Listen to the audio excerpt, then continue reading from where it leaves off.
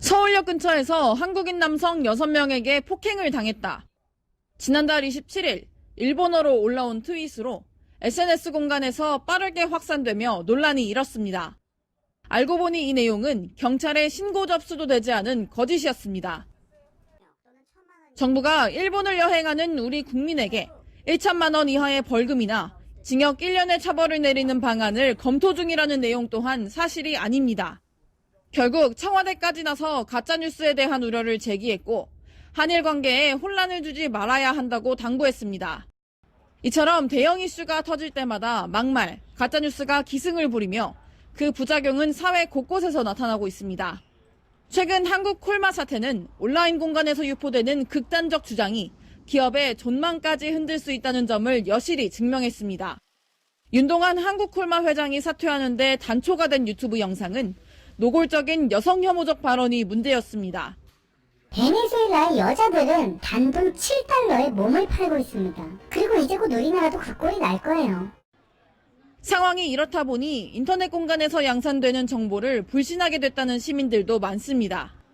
사진을 이렇게 써서 사람들의 관심을 이렇게 끌고 이렇게 이상한 정보를 퍼뜨리는 이런 사례가 있구나라고 제가 딱 느꼈거든요. 그래서 유튜브가 이렇게 무조건 믿을 만한 게 아니다. 다른 영상이나 이런 거 표현의 자유도 지금 제한을 하고 있잖아요. 가짜뉴스도 그 정도 제한은 이제 필요하지 않을까요? 심의 같은 게 필요하거나 등급 같은 게 필요하지 않을까. 정보의 바다로 불리던 인터넷이 가짜뉴스로 오염되는 모습을 전문가들은 어떻게 바라보고 있을까? 우리가 사적인 대화에서 갖게 되는 그 익명성이 무너졌다고 볼 수 있는 거겠죠. 그 감추어질 수 있는 바가 더 이상 감추어지지 못하니까 그대로 다 드러나는 거죠. 우리나라 인구 3분의 2가 유튜브를 이용한다는 통계도 있습니다.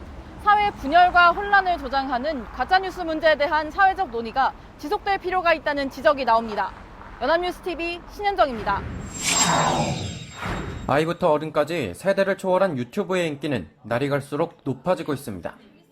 우리나라 사람들이 가장 많이 이용하는 앱 1위는 당연 유튜브이고 특히 50대 이상의 이용 시간은 작년보다 2배 가까이 늘었습니다.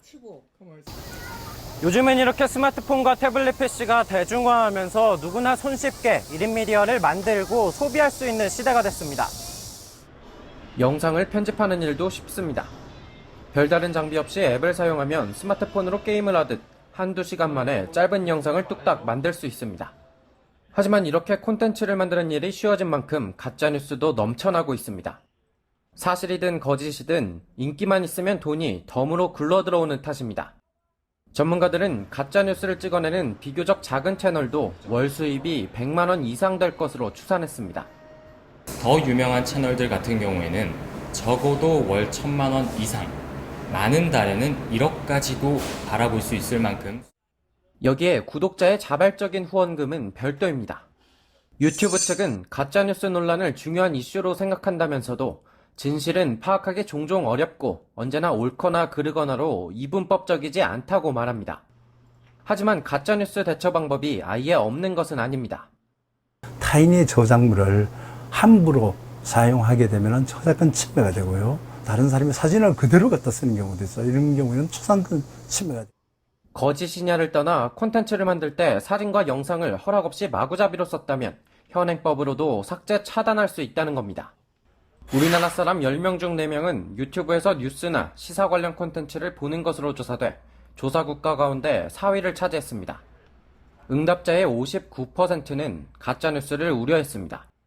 1인 미디어 시대라는 큰 흐름 속에 건강한 콘텐츠 생산과 소비를 위한 대책 마련 논의는 계속될 전망입니다. 연합뉴스TV 서영석입니다.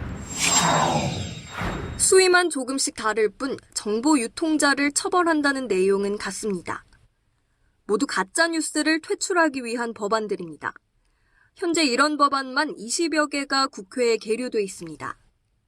가짜뉴스에 대한 경각심은 높지만 실제 대책 마련까지는 산 넘어 산입니다. 우선 누가 어떤 기준으로 가짜뉴스를 판별할지가 문제입니다. 자신과 성향이 다른 매체들을 가짜뉴스로 낙인 찍은 도널드 트럼프 미국 대통령의 예가 대표적입니다. 우리나라도 상황은 마찬가지입니다.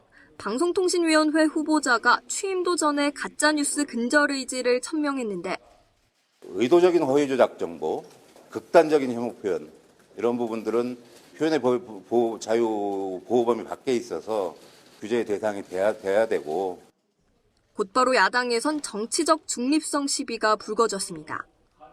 방송통신위원장은 심의위원장이나 규제위원장이 아닙니다.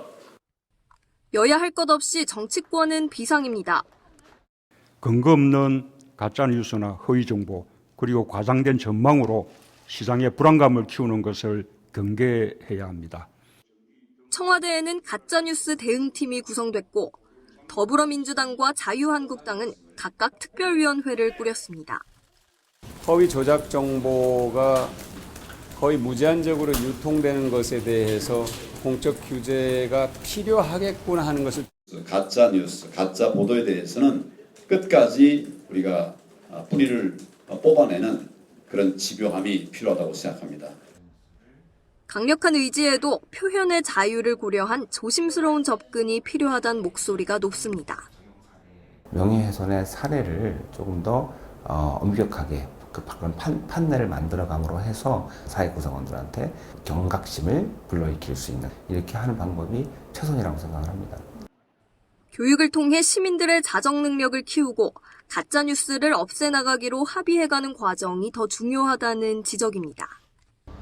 사회적 합의를 기반으로 한 대책을 마련하기까지 시간이 걸릴 것으로 보입니다. 연합뉴스TV 정다혜입니다.